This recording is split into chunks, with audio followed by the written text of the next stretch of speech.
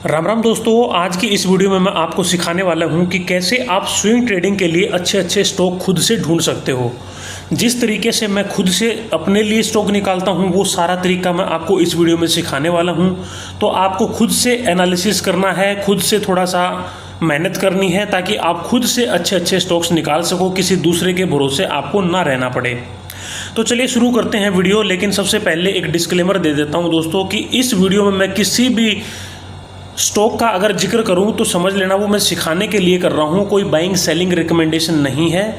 तो देखिए, सबसे पहले तो मैं जिस तरीके से एनालिसिस करता हूं वो मैंने हर वीडियो में आपको सिखाया ही हुआ है। सबसे पहले आपको करना है बिजनेस एनालिसिस, दूसरे नंबर पे आपको करना है फंडामेंटल एनालिसिस और तीसरे नंबर पे आपको करना है टेक्निकल एनालिसिस। अब आपको लगेगा यार ये तो बहुत बड़ा काम है, इतना इतना एनालिसिस हम एक एक स्टॉक का करने बैठेंगे तो कैसे स्टॉक निकलेंगे। तो ये देखने में बड़ा ज़रूर लग रहा है, लेकिन ये बहुत आसान काम है। कैसे आसान है वो मैं आपको बताता हूँ। देखो, इसमें जो सबसे बड़ा काम है वो है बिजनेस एनालिसिस और फंडामेंटल एनालिसिस। तो ये जो है ये आपको बार बार करने की ज़रूरत नहीं है। एक बार आपको क्या करना है कि एक ग्रुप ऑफ स्टॉक्स बना लेना है।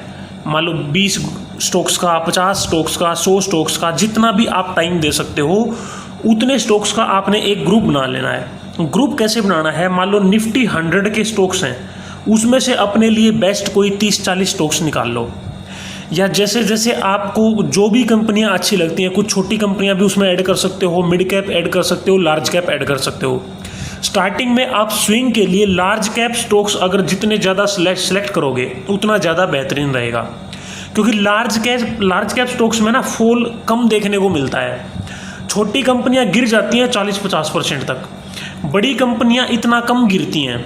वो काफ़ी टाइम तक ना साइडवेज आपको ज़रूर देखने को मिल जाएंगी, लेकिन वो ऐसा कम होता है कि 50-60%, 70% तक गिर जाएं। हालांकि गिरने को गिर भी सकता है कोई एक आधा, लेकिन फिर भी कंपैरेटिवली कम देखने को मिलता है। और दूसरी बात यह है कि जो निफ्टी 100 या निफ्टी 50 या जो निफ्टी 250 के स्टॉक्स हैं, मान लो मिड कैप मिला के, उनका एक एनालिसिस ऑलरेडी हो चुका है, तभी तो वो निफ्टी का पार्ट बने हैं। अगर मान लो वो अच्छे स्टॉक्स नहीं होते तो वो निफ्टी ग्रुप का पार्ट ही नहीं बनते।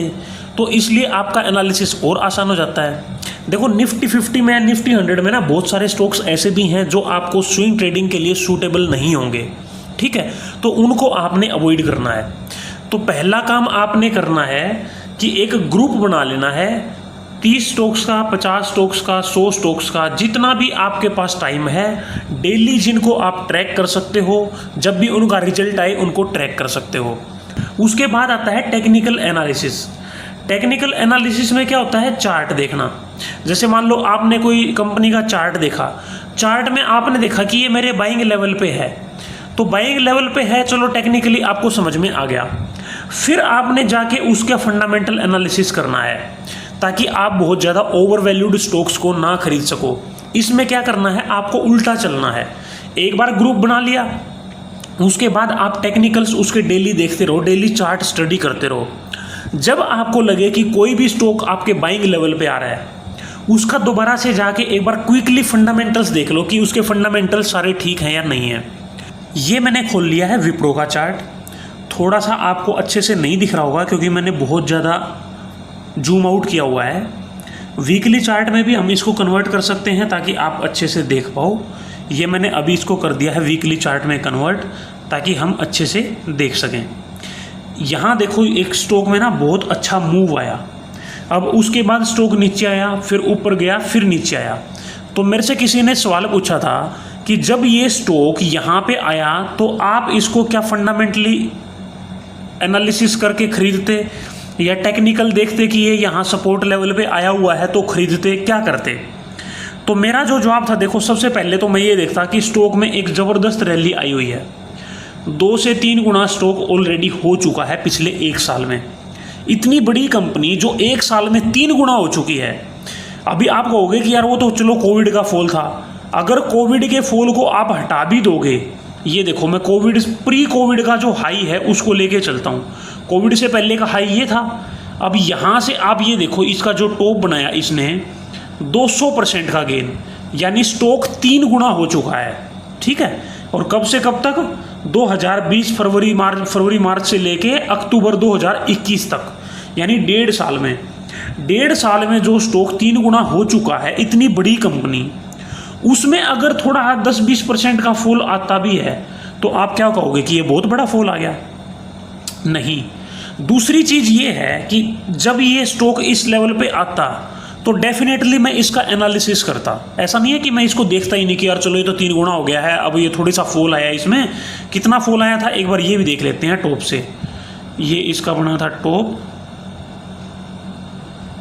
और टॉप से ये लगभग मान लो इन लेवल्स में 15% का फॉल था। तो 15% का फॉल तो कोई बहुत बड़ा नहीं है जो स्टॉक 3 गुना हो चुका है उसका। दूसरी चीज़ मैं क्या करता, मैं फंडामेंटल एनालिसिस करता इसका, और ये देखता कि स्टॉक की वैल्यूएशन कैसी हैं, वो मैं एक बार आपको दिखाता हूँ। देखो ये मैं आ गया हूँ विप्रो के फंडामेंटल एनालिसिस पे, स्क्रीनर पे। ये मैंने पीई रेशियो का चार्ट खोला हुआ है, ठीक है, पीई रेशियो पे मैंने लगा लिया है, और पिछले 10 साल का। तो ये मैं दिखाता हूँ आपको। देखो अक्टूबर 2021 में आपको अलग से ही दिख जाएगा। देखो ये यहाँ पे कितना पीक बना हुआ है, ये देख रहे हो आप। उस टाइम इसका पी रेशियो इतना ज़्यादा था, लगभग 35 के आसपास था, और नॉर्मली इसका पी कितना रहता है ये देखो आप। पिछले 10 साल का, पिछले 10 साल में आपको इसका पी यहाँ देखने को मिलेगा 20 या 20 से नीचे, 15 से 20 के बीच में ज़्यादातर देखने को मिलेगा। एवरेज पी देखो आप पिछले 10 साल का 17.6, और एक बार 5 साल का कन्वर्ट करके देख लेते हैं। 5 साल का मीडियन पी है 20, और उस टाइम पी है 35, यानी 1.5 गुना से भी ज़्यादा, लगभग 2 गुना के आसपास इसका पी उस टाइम हो चुका था। तो मेरे कहने का मतलब ये है कि उस टाइम ये स्टॉक ऑलरेडी ओवर वैल्यूड था। तो इतना ज़्यादा ओवर वैल्यूड स्टॉक अगर सिर्फ 15% गिरता है तो आपको थोड़ा वेट करना ज़्यादा ठीक रहता है। दूसरी चीज़ जो मैं आपको समझाना चाहता हूँ, फिर से एक बार चार्ट पे चलते हैं। तो ये हम फिर से चार्ट पे आ गए हैं। तो देखो यहाँ पे थोड़ा सा सपोर्ट था, यहाँ से फॉल आया, ये इसी लेवल पे फिर इसने सपोर्ट लिया। यहाँ से मान लो अगर किसी ने बाई किया भी होता तो फिर दोबारा से ऊपर गया है, वो स्विंग ट्रेड में अपना प्रॉफिट बुक कर सकता था। अब यहाँ से जो ये फॉल आया है, ये देखो, ये स्टॉक यहाँ पे रुका ही नहीं एक दिन भी, ये डायरेक्ट सीधा फॉल होता ही जा रहा था। मतलब जो शार्प फॉल जिसको बोलते हैं ना, वो शार्प फॉल था।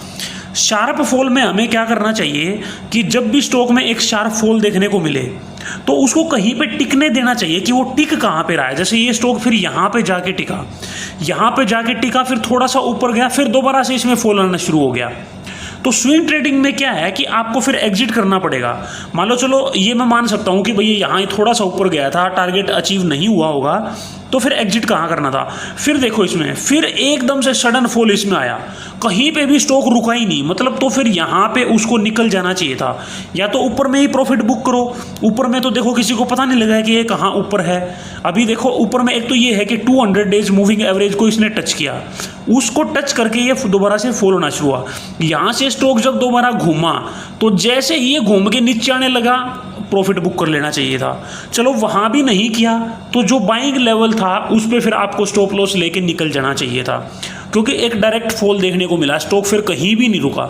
उसके बाद फिर ये गिरता ही गया, और फिर देखो फिर यहाँ पे जाके इसने एक अच्छा कंसोलिडेशन दिया है, और ये कंसोलिडेशन सालों चला है। मतलब ऐसा नहीं है कि ये 1-2 महीने का चला है।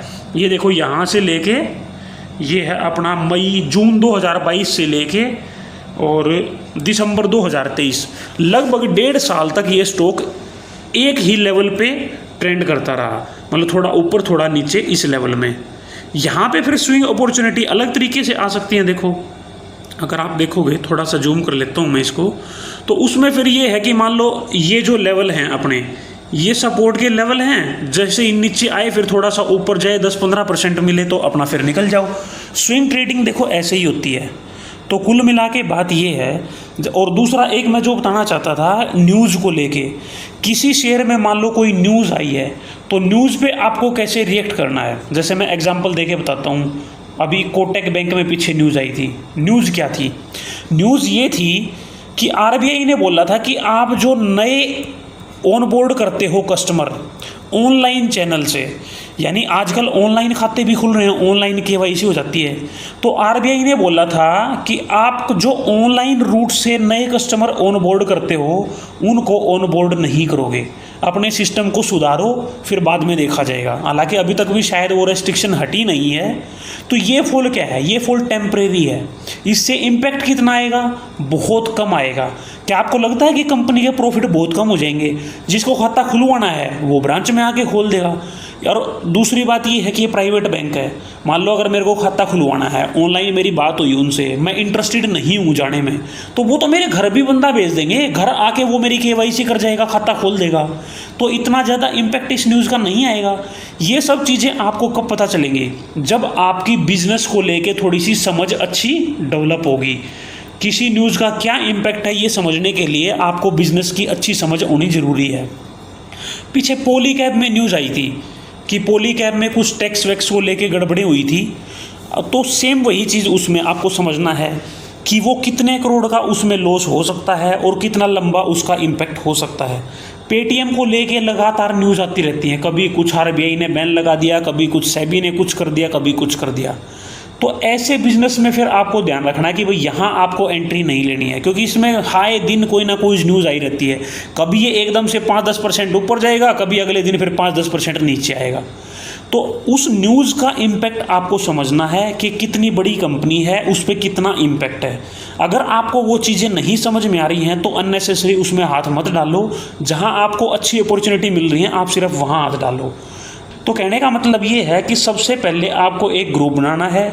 उस ग्रुप में आपको अच्छे अच्छे स्टॉक्स अपने हिसाब से ऐड कर लेने हैं, 30, 40, 50, 60, 100 जितने भी आप ऐड करना चाहो, जिनके फंडामेंटल अच्छे हैं, जो अच्छी बिजनेस वाली कंपनियां हैं। फिर उनको डेली ट्रैक करते रहो। आपने टेक्निकल्स ट्रैक करना है, चार्ट देखना आना चाहिए, ठीक है। आप डेली चार्ट देखोगे, आपको लगेगा कि कोई अच्छे लेवल में आ रहा है, बाइंग लेवल पे, फिर दोबारा से जाके उसका फंडामेंटल एनालिसिस करो, जैसे मैंने अभी विप्रो का करके दिखाया। अगर आपको लगे कि बहुत ज़्यादा ओवर वैल्यूड नहीं है कंपनी में कोई ऐसी न्यूज़ नहीं है, कंपनी के कोई रिजल्ट ख़राब नहीं हुए हैं, रिजल्ट ख़राब हुए हैं तो क्यों हुए हैं, क्या अगले 1-2 क्वार्टर में वो इम्प्रूव होंगे, ये सारी चीज़ें फिर आपको समझनी है। धीरे धीरे चल के हर टॉपिक पे मैं वीडियो बनाऊंगा। जैसे नेक्स्ट टॉपिक पे मैं बिजनेस या फंडामेंटल एनालिसिस पे वीडियो बनानी शुरू करूंगा। जैसे अभी हमने बात करी ना, बिजनेस एनालिसिस, फंडामेंटल एनालिसिस और टेक्निकल एनालिसिस। तो बिजनेस एनालिसिस और फंडामेंटल एनालिसिस अगली वीडियो से हम शुरू करेंगे। अगली वीडियो से पहले मैं एक बार स्क्रीनर का ट्यूटोरियल बनाऊंगा वीडियो, ठीक है, ताकि आपको वो समझ में आए। देखो जो हम एनालिसिस करेंगे, जैसे अभी मैंने स्क्रीनर खोल के दिखाया था आपको विप्रो का, जो मैंने चार्ट देखा था PE रेशियो का, तो वहाँ पे आपको क्या क्या देखना है, कैसे कैसे क्या चीज़ें ऐड करनी हैं, ताकि आप वो सारी चीज़ें ऐड करके रख सको। और फिर वीडियो में हम वो कोई भी एनालिसिस करें तो आपको ये पता लगे कि मैं क्या बोल रहा हूँ, कहाँ से मैं कैसे देख रहा हूँ, पता लगे। वो आपको चीज़ समझ में तो आ रही है, लेकिन वो आपको यही नहीं पता वो देखनी कहाँ से है। फंडामेंटल एनालिसिस की वीडियो के बाद में फिर हम टेक्निकल की शुरू करेंगे। तो ये थोड़ा लंबा प्रोसेस है, ऐसा नहीं है कि आप 10-20 दिन में, 1 महीने में ये सब कुछ सीख जाओगे। तो एक वीडियो से आप सब कुछ नहीं सीख सकते, धीरे धीरे खुद से सीखते रहो, वीडियो देखते रहो, आपको अच्छी लर्निंग मिल जाएगी। 1-2 साल का टाइम आप दो, लेकिन खुद से आपने डेली मेहनत करनी है। जो ये स्टॉक जो छांटने हैं मैंने आपको बताया है, ये आप सेलेक्ट करो और डेली इनका चार्ट देखना शुरू करो। आपको कुछ नहीं देखना आता, कोई दिक्कत नहीं है, आपको धीरे धीरे सब आ जाएगा। तो मिलते हैं नेक्स्ट वीडियो में, जो होगा स्क्रीनर का ट्यूटोरियल। इस सीरीज़ का जो वीडियो होगा, हो सकता है बीच में कोई और वीडियो भी आ जाए, लेकिन जो इस सीरीज़ का कंटिन्यूस वीडियो होगा वो होगा स्क्रीनर का ट्यूटोरियल। तो मिलते हैं दोस्तों नेक्स्ट वीडियो में। Thank you.